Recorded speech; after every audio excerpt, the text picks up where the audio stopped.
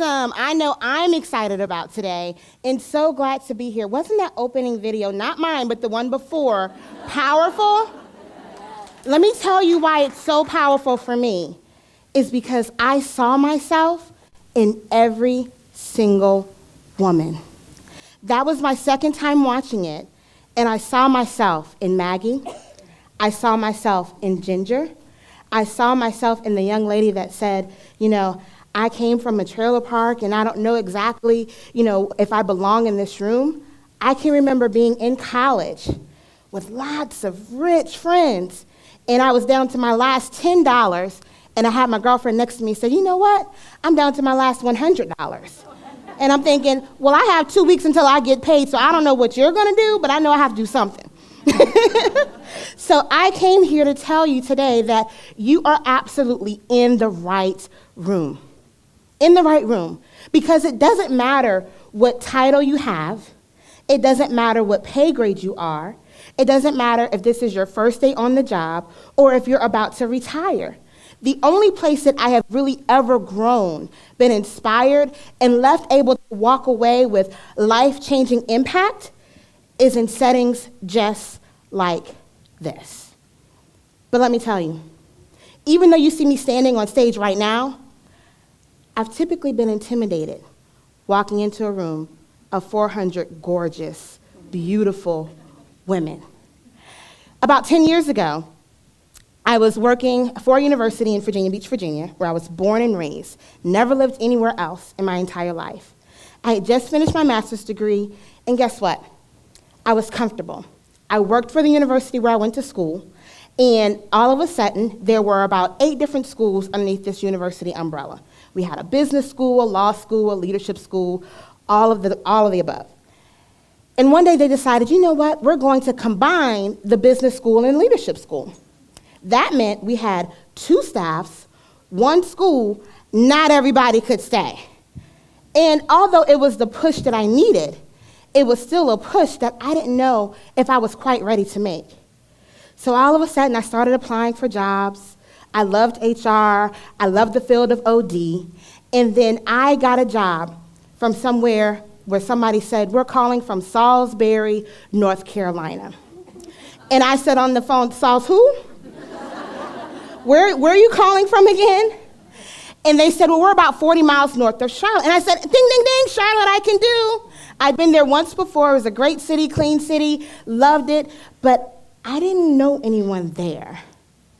But all I knew was when I saw that job description, it had my name on it.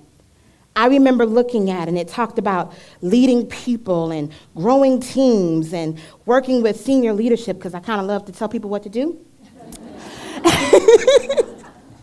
And I went into my boss at the time and I said, oh my gosh, this is my job.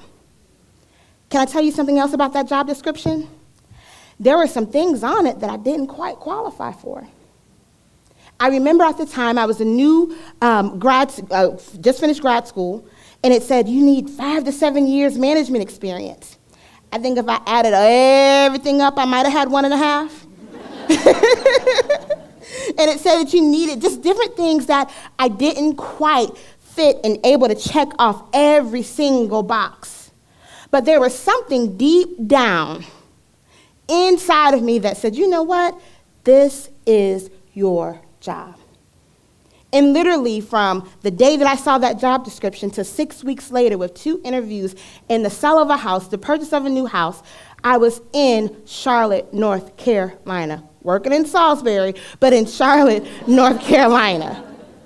But let me tell you something. Remember I said I didn't know anyone. The same way some of you might have walked into this room today not knowing anyone.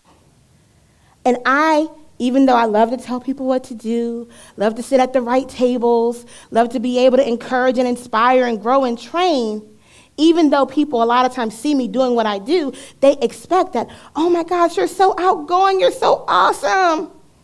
And you know what? I'm the person that you'll see kind of hanging out in the back of the room sometimes, especially 10 years ago, wondering, I don't fit in here. I don't feel comfortable here. I don't know anyone. So finally, I went to a networking event, And it was a dessert and reception type of deal, and listened to the speaker, and then it was time for the dessert part. And after the speaker, everyone was getting in line, doing all of their small talk and chit chat, and I said, you know what? I'm gonna go home. So I started walking out the door. Literally had my purse, had my bag. And as I was walking out the door, because this is gonna be somebody at this evening's reception, and you're gonna make a U-turn, just like I did that day. As I was walking out the door, I said, Melissa, how will you ever meet someone? How will you ever build relationships if every time you have an opportunity, you leave?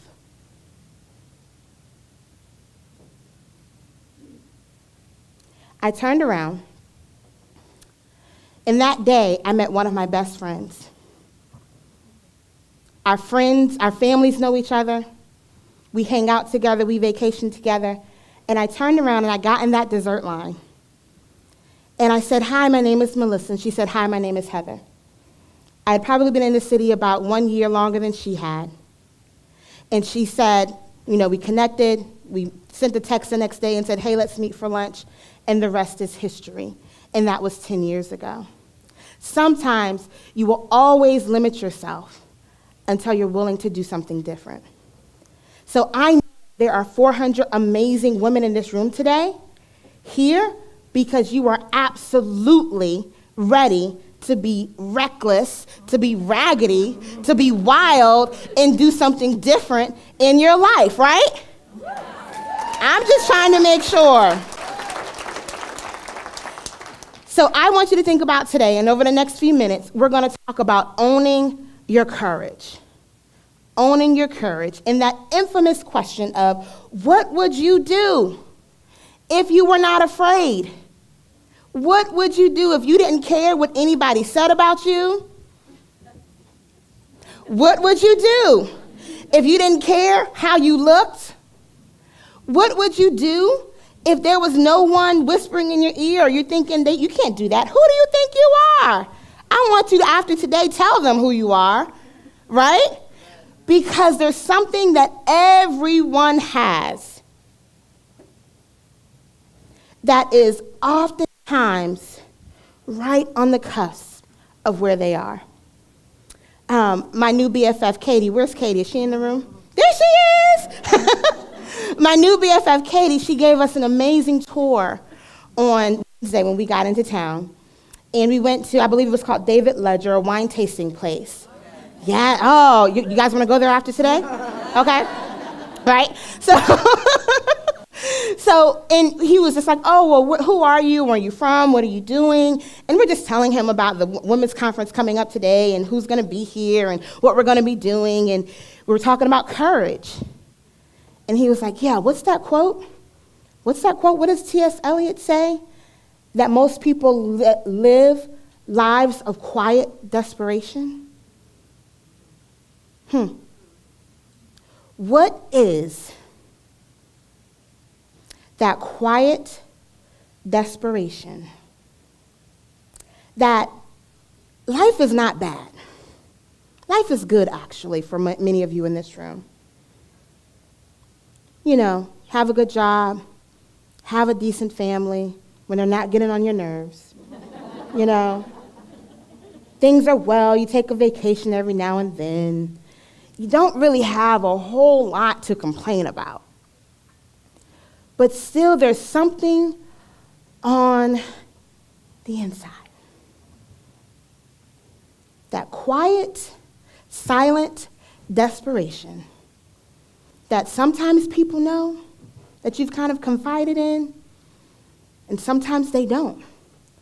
But there's still that little small voice that says, who do you think you are that you could do that? That you could go there? That you could achieve that? Today, I want you to tap into that place and make a vow to yourself that by the end of today, whatever that quiet desperation is, not only will you do something about it, but you will ignite a fire, that you will be relentless about what it takes to not stay where you were when you woke up at 6 o'clock this morning before you got to this conference. This is not just another day for you to sit and be cute and, as my girlfriend Ginger said, go to the spa. This is not another day for you to come and just chit-chat with your girlfriends and go back to work on Monday and every single thing is the same. It's not that type of party. It's the day where you say enough is enough. I've been thinking about it for way too long. I've been talking about it since I was 25. I've been telling my husband about it the whole time we've been married. I've mentioned it to my kids one too many times. But I want to know today is, when will you finally stop talking and thinking and actually put some action behind it? Most people, we stay where we are, and I say we, because even though I talk about courage and I try to live it, I always, that very next thing, the next big thing, the next level, it doesn't happen easily. I don't just wake up out of bed and say, hey, I want to jump out of a plane today. Literally, when I was up in the air, I was like, how do I get down from here? But it takes courage. And that is exactly what I want to share with you about. So I want you to think about, what is that level of comfort that you have right now? That thing that says, you know what? I don't want to rock the boat. I know I have that sense of quiet desperation. I know I have this inkling, this feeling that there's something for me to do, something different. Maybe it's, speaking up more in meetings. Maybe it's a new job. Maybe it's a new degree. Maybe it's just you living a life of freedom and joy, whatever that is. But you don't necessarily want to rock the boat. A lot of times as women, we don't want to rock the boat because we don't want to make others feel uncomfortable around us. We're afraid that if I show up and be my most powerful self, what is Susie going to think beside me, because she hasn't stepped into her most powerful self? And Sally hasn't stepped into her most powerful self. So you know what? I'll just hang back here with my friends. And we'll just be happy all together. Meanwhile, your soul cries. Your heart cries. Your mind says, I need to be leading a little bit more. I need to be leading a little bit up. I need to be leading at a higher level. There's a comfort zone for me that is with family and friends. There's a comfort zone for me that is, prior to entrepreneurship, was in my biweekly check. There's a comfort zone for me that was in me taking fabulous vacations. As long as I was able to be in control, life was fabulous. The thing about courage a lot of times make you feel like life is out of control. What happens if you try it? The biggest mistake we make is asking ourselves the wrong question. For many years, I thought about, what if it doesn't work? What if I leave my job and I never make another dollar and it doesn't work? What if I apply for the position and I don't get it and it didn't work? What if it does not work? Today, I need you, I want you to, and I challenge you to reframe every question that is a negative in your mindset. Because the biggest thing that I've ever done that has changed my life and that has caused me to step from one season to the next season to the next and to the next is by being so super curious to say, you know what? What if it does? What if I do it and I actually get to speak for a living? What if I do it and I actually get to fulfill my childhood dream? What if I write And it ends up into a book. What if someone decides to read it? All of these amazing what ifs that you and I would never know unless we tried it. One of my biggest mottos that I have is that I'm not afraid of failure, but I am afraid of regret. I never want to get to a season in my life where I feel like an opportunity is passed and I wish that I had. I wish that I had tried. I wish that I had started. I wish that I had made a different decision. I want to be able to wake up and say, you know what? I'd rather for it have not worked out and have a lesson learned versus a failure and realize at least I know. At least I know what the answer is. At least I have no regret whether it was yes or no, because it's going to be either yes, no, or not right now. One of those three. All of them are okay, but what's not okay is you still wondering, should I have? Should I have done that? Is it too late for me to do that? I can't get started now. Why can't you? Why can't you? So one of the things, I actually am coming out with a brand new book called The Courageous Life, How to Leap from Your Career to Your Calling. And we just recently finished the cover, right?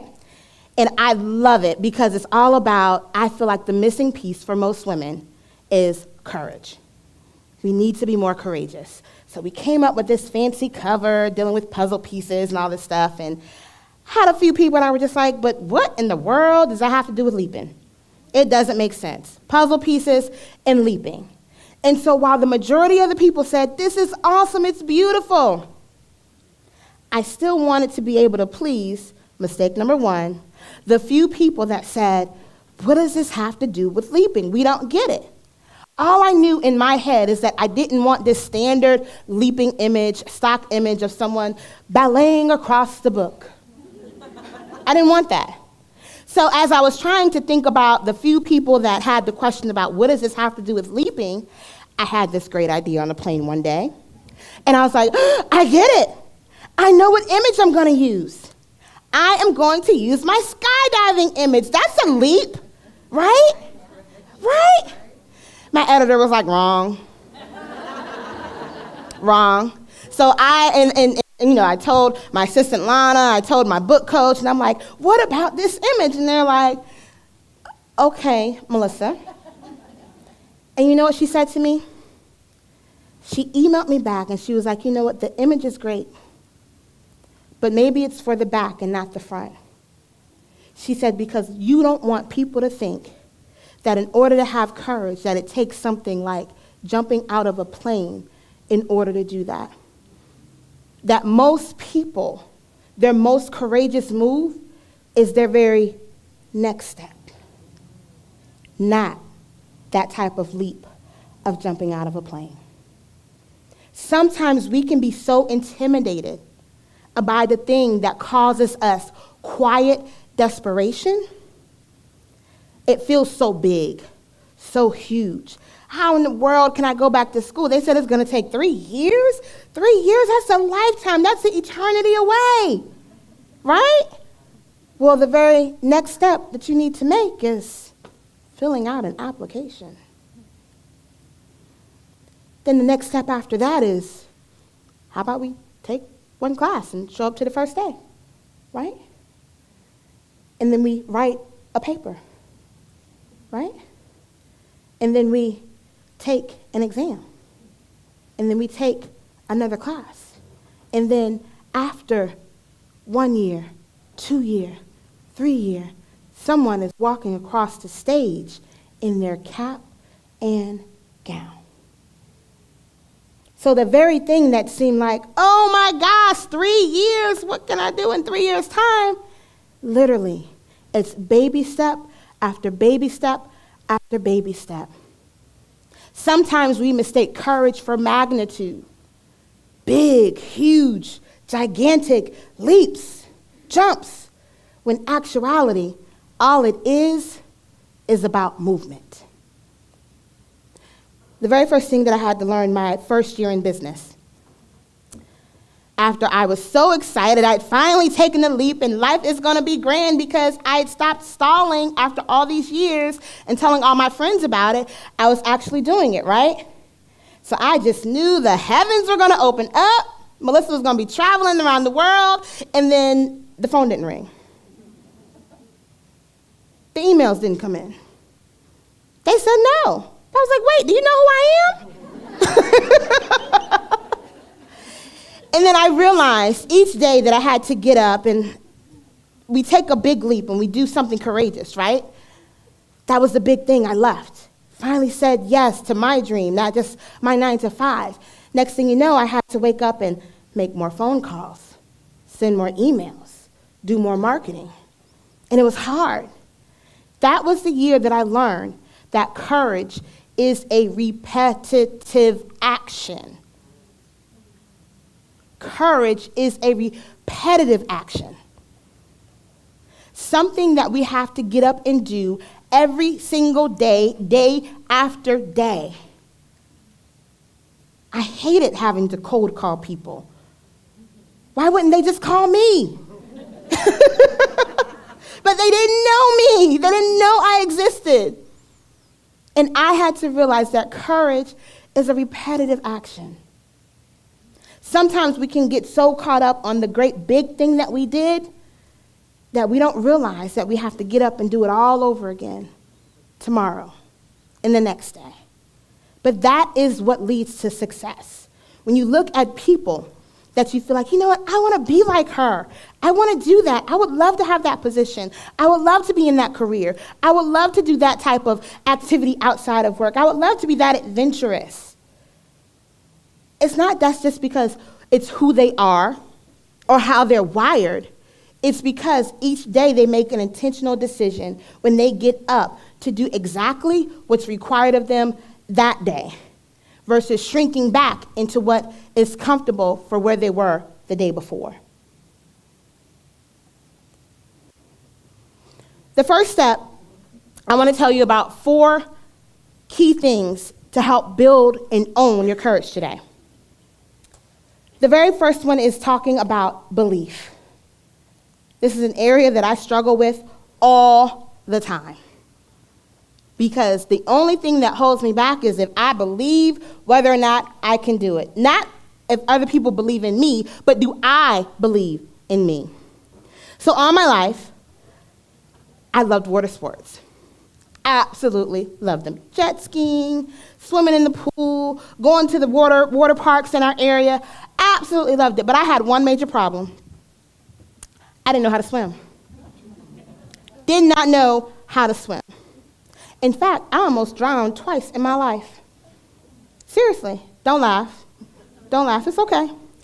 One time when I was 12, at a water country park in Virginia, forgot to put on I didn't forget. I just didn't put on my life jacket after lunch.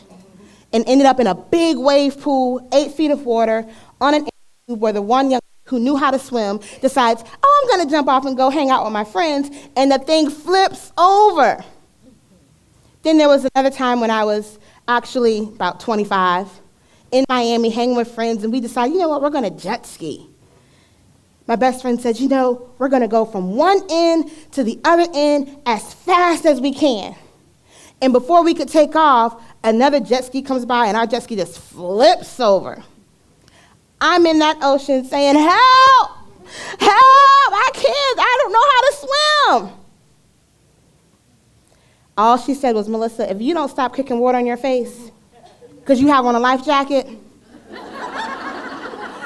But I didn't care that I had on a life jacket. All I knew is I was in an ocean and I did not know how to swim.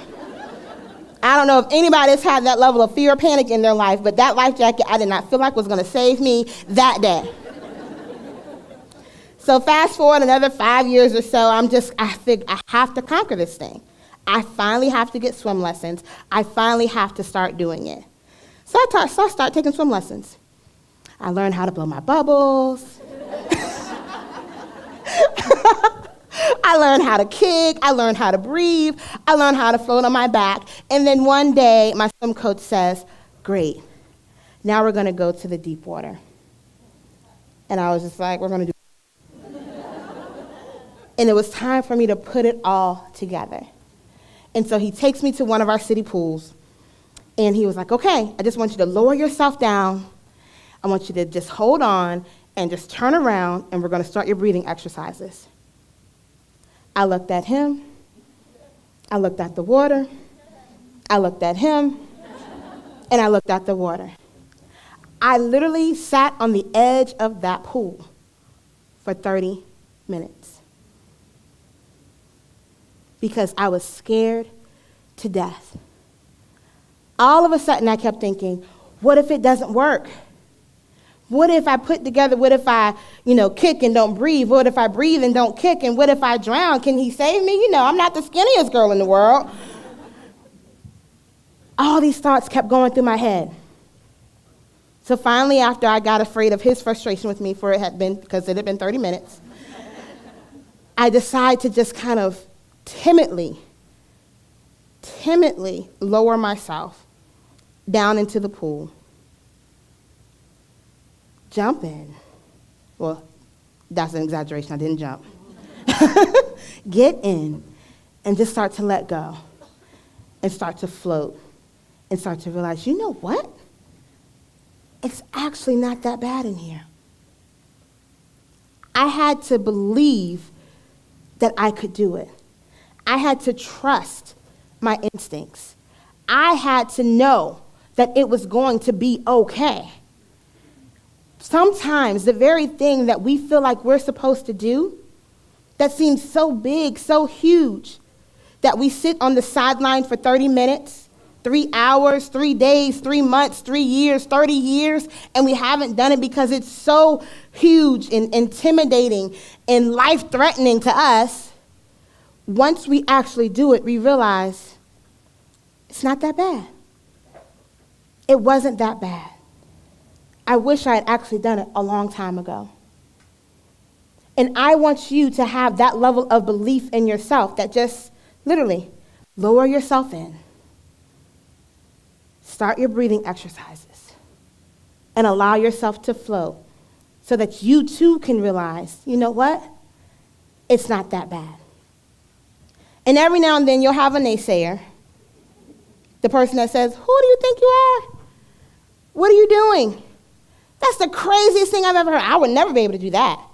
Why would you do that now? Do you know how old you are? Have you looked in the mirror lately? We all have either had those type of people, seen those types of people, or heard those types of stories in our life. And I'll tell you, a couple years ago, one of my best friends who's an astrophysicist, it took her everything she had to get through her doctoral program. And she said this quote. She said, if you say no to me, I view that as a lack of vision on your part, not my part. Just because you get a no for a job, just because you get a no for grad school or any school, just because you get a no, I hate you right now, just because you get any level of no, half the time, majority of the time, that has nothing to do with you.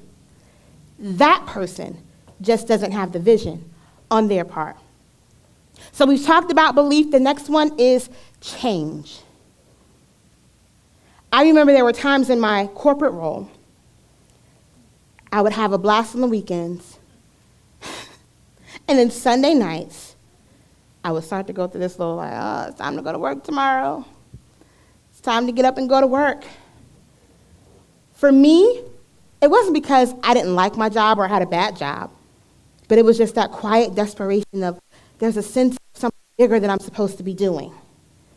Until Sunday night started to be horrible. Sometimes, there were a couple times I even cried because I just wanted to be able to have the courage to go and do what I really felt like I was supposed to do. Sometimes that very thing requires us to change, requires us to do something different. I always say, Monday should be fulfilling, not dreadful. So today's Friday.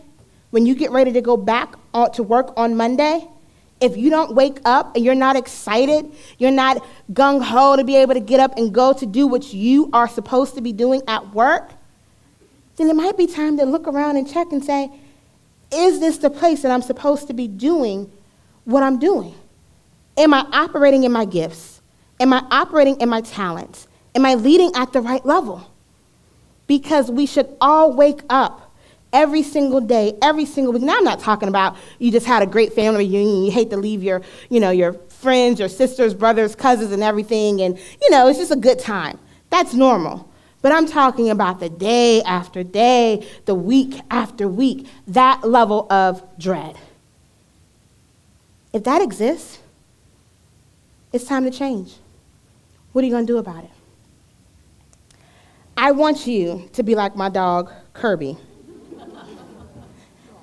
Actually, that's not really him, but it looks like him. And Kirby and I have a love-hate relationship that's just been building over the years. And, and there's something about him that when I get to the door, he absolutely is like, oh my God, I'm so excited you're here. And because we have this love-hate relationship, I open the door, and I'm like, Kirby, just go. You can run the neighborhood. Just go. But he's been taught not to. So no matter how wide I open that door when I go to visit him, because he no longer lives with me, no matter how wide I open that door, no matter how much I coerce, convince, beg, plead, and say, you can go and run and play in the whole neighborhood if you want to, Kirby doesn't go. He'll just stand there and then he'll turn around and go play with his toys because he's been taught not to. What do you have the freedom to do that you haven't done yet? What doors are open in your life where there's no holds barred, there's nothing holding you back, and no matter how much someone tries to convince you, coerce you, or tell you you can do it, you don't. You turn back around, and you don't necessarily go play with your toys, but you go where it's comfortable. You go where it's safe. I'm here today to tell you that the door is open. The door is open. The choice is yours, whether or not you decide you want to walk through it. The third one is transparency. This is a big one for us, a big one. Because a lot of times we will go through, whether it's quiet desperation, whether it's I want to apply for this job and I'm not sure how, not sure why or how, things like that, and we don't do it and we don't share with our girlfriends or with a close mentor exactly what it is that we want to do. How many of you have ever gone through something major in your life, haven't told anybody, only for a close friend or family member to be upset with you that you didn't tell them? And they were like, why didn't you say anything? Has anybody ever had that except for me? Maybe I'm the only one that has issues in my life. That friend that was like, I can't believe you were going through this by yourself and you didn't say anything. Who in your network are you not leveraging only because you're afraid of what they might say? Who's waiting on you that has the insight to be able to encourage, inspire, to be able to provide you the insight that you need to get through that situation, whether it's at work, at home, or just something personal. I remember I moved to Charlotte 10 years ago, didn't know anyone. It was the hardest season of my life. I ended up, 3 months after that, I lost my grandfather, one of the closest people in my life. 3 months after that, I lost my dad. Yet another close person in my life. And then I had the nerve to be in a bad relationship. Lord, have mercy. Talk about bring in the people with the white jackets, because it was a hard season. So hard that there were times where I felt like I didn't have anyone to talk to. I didn't know who I could trust. I didn't know who I could just be me and not have to be Melissa, the best leader, and Melissa, the keynote speaker, and can I just be Melissa, because I'm going through a lot right now. I had to have the courage to be transparent because greatness is not built in silos. You will never, ever be able to be at your best or your greatest level by yourself. You may not need all 380 women in this room, but you definitely need someone in this room. The most successful people are a part of a successful team. I ask people a lot of times of who's on your team, not physically at work, but literally who's on your team in your life.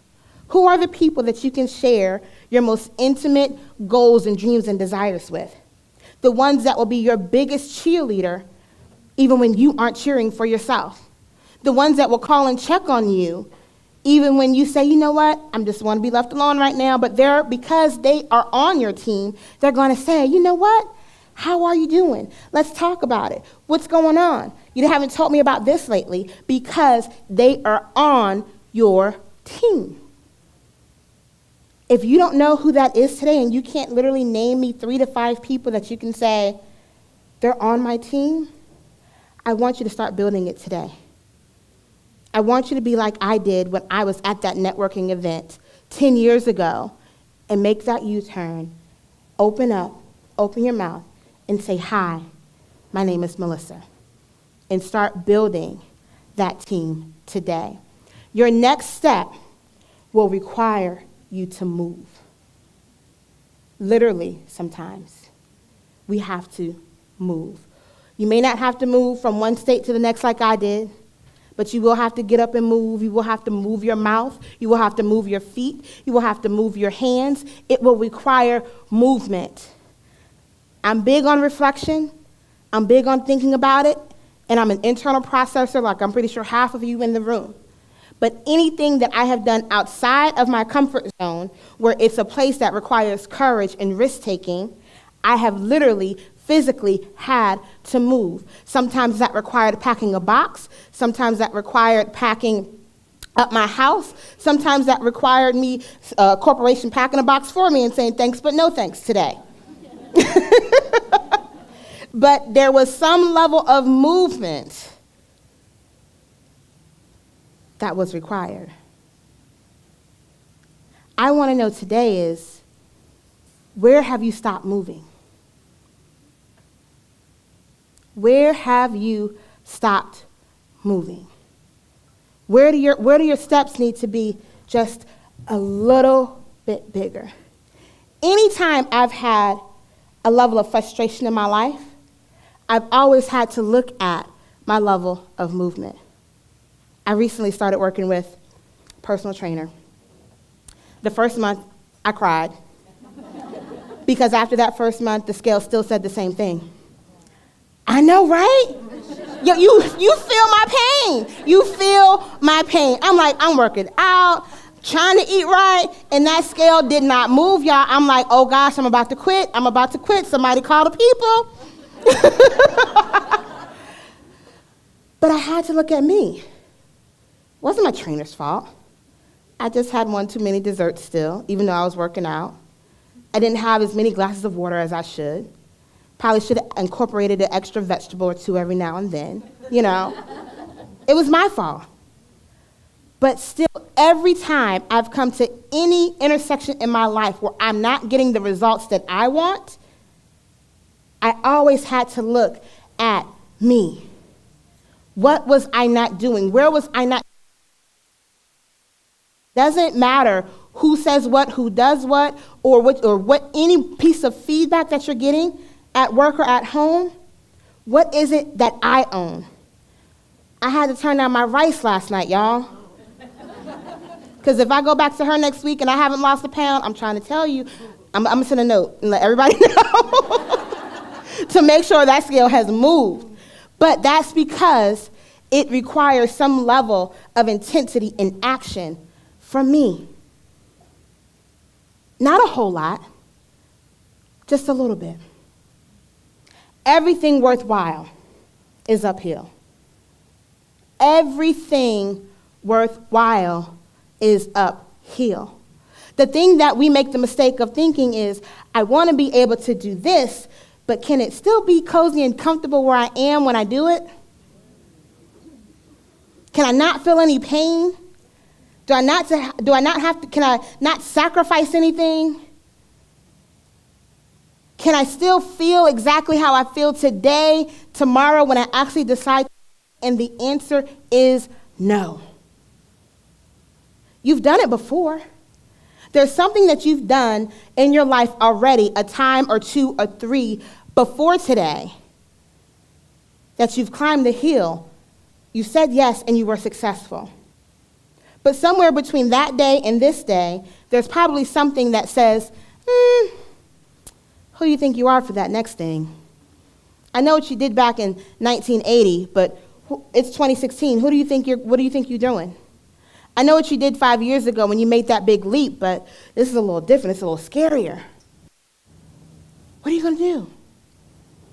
All I know is that everything I have fought for in my life, whether it be in my career, whether it be in my business, whether it be developing my personal relationships that I have, my cute little friend Heather, who's literally about this big, all of that has been worth the fight, worth the discomfort, worth me turning around at the networking meeting and saying, hi, my name is Melissa, worth me leaving my corporate role and saying, I'm ready to start now, worth me saying, you know what, I know what you told me I was worth, but here's the responsibilities that I've been doing, so can we talk about my salary a little bit? Every conversation and decision that has been difficult has been worth it.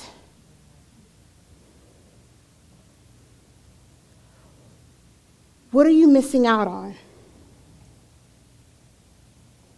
Because you haven't found that worth in yourself for the next thing you desire to do.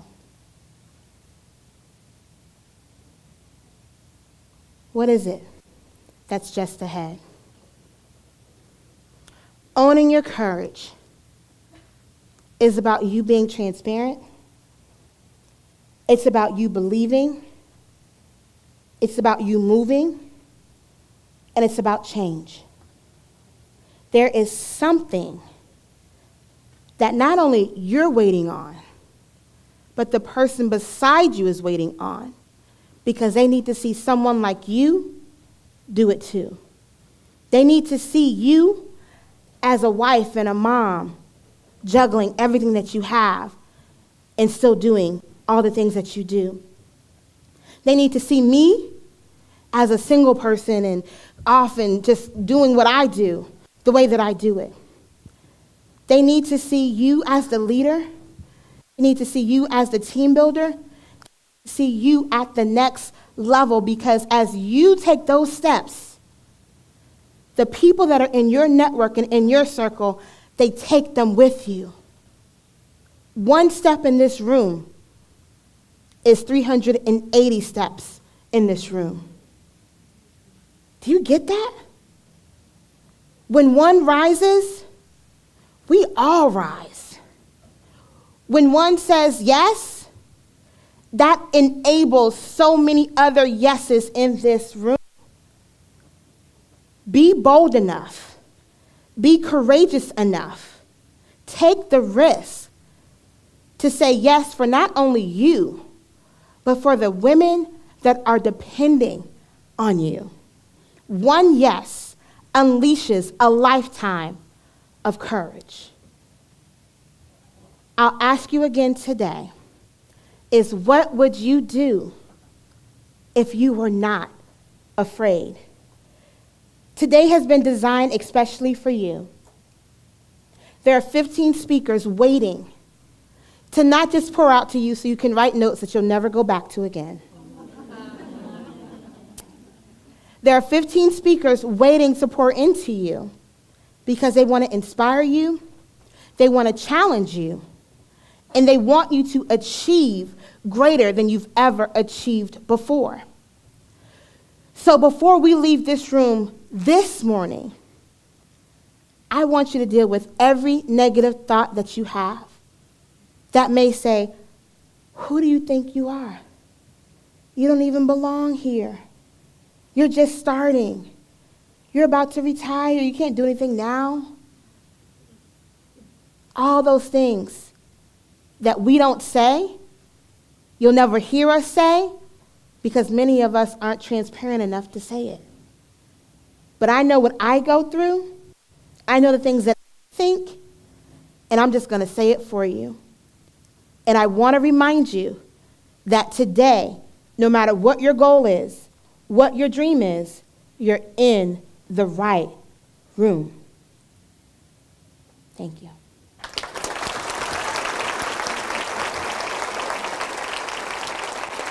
Thank you.